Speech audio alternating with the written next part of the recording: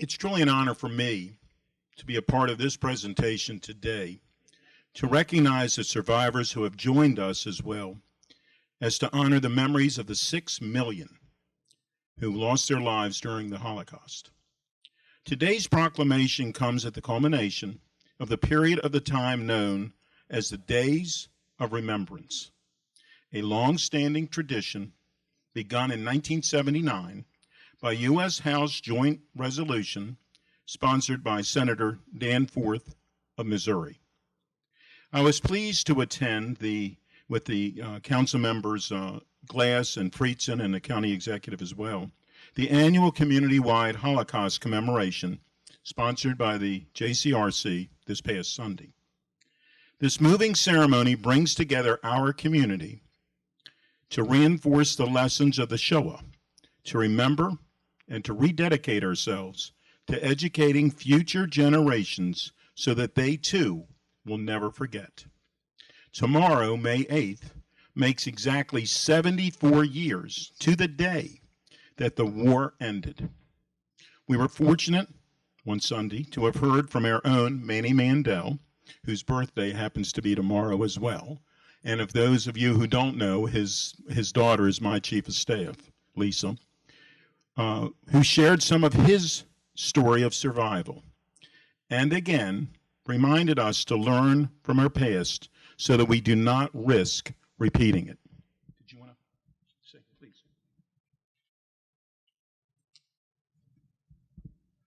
I want to thank everybody standing here for being with us today, for persisting, for resisting, for fighting, and speaking out. The Nazis were masters of division. They divided countries, they divided communities, they divided continents and the world, and they also divided their prisoners. For those who were in a Nazi concentration camp, the Jews were instructed to wear Jewish stars, 2 triangles. Political prisoners, those who expressed progressive political views, were instructed to wear inverted red triangles. Members of the LGBTQ community were instructed to wear pink triangles. And prisoners of war themselves were instructed to wear red triangles. And my maternal grandfather was one of those individuals who wore a red triangle. He was in the Air Force and flew as an engineer B-12 bombers and was in the Stalag 17 prison camp for nearly 20 months, fighting for our country, fighting for his people, fighting for the world, and the Russians ended up saving him and rescuing him. And while my grandfather, much like all survivors, are hesitant to talk about their endeavors, talk about what they went through, now more than ever, we need to remember their stories. We need to remember that things in this world don't come easily, and freedom is never free. And as hatred and violence rears its ugly head again, we have to speak out and say, never again. We stand here today in a solemn obligation to bear witness for the lost and for the living, and to bear a shared responsibility to tell the stories. And that's why it is so humbling to be here.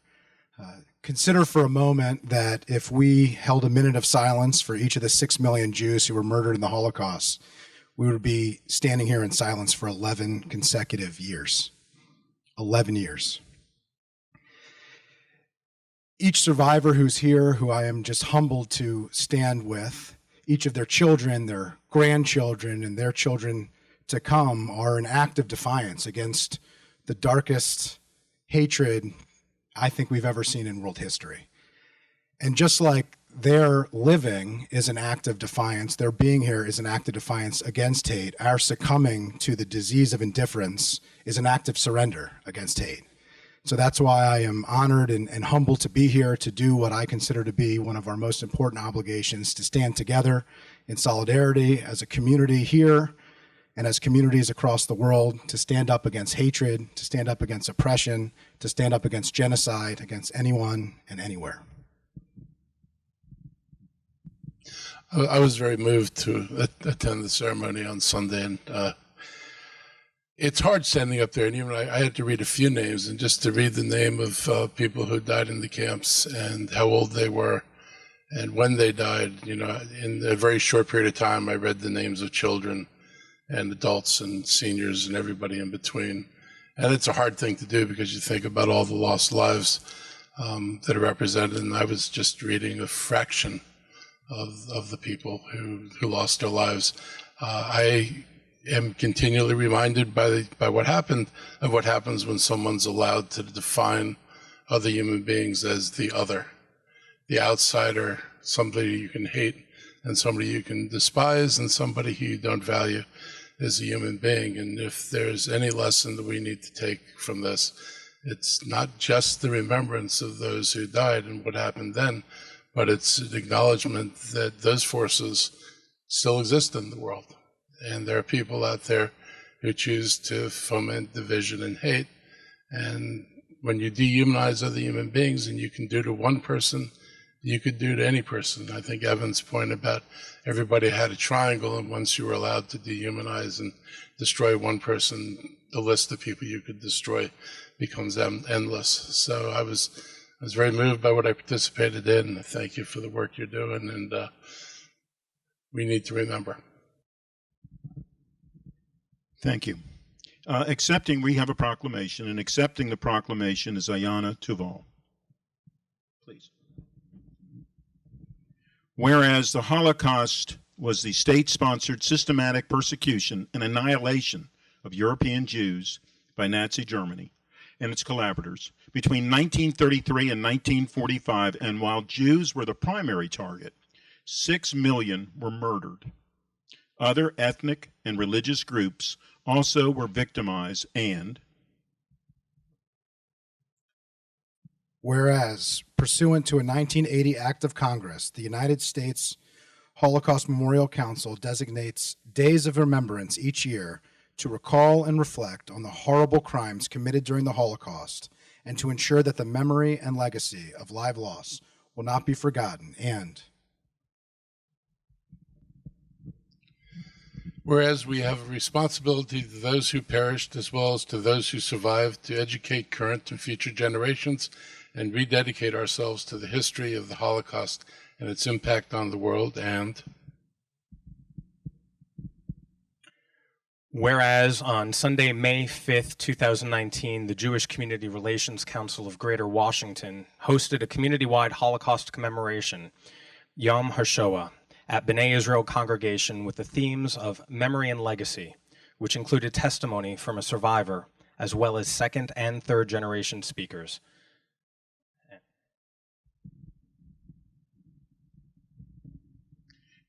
And whereas JCRC continues to make sure the memories of victims and lessons of the Holocaust are never forgotten through the JCRC Holocaust Survivors Speakers Bureau, as well as many other programs, now therefore it be resolved that the County Council of Montgomery County, Maryland, hereby recognizes Thursday, May 2nd, 2019, as Holocaust Remembrance Day, Yom HaShoah, in Montgomery County.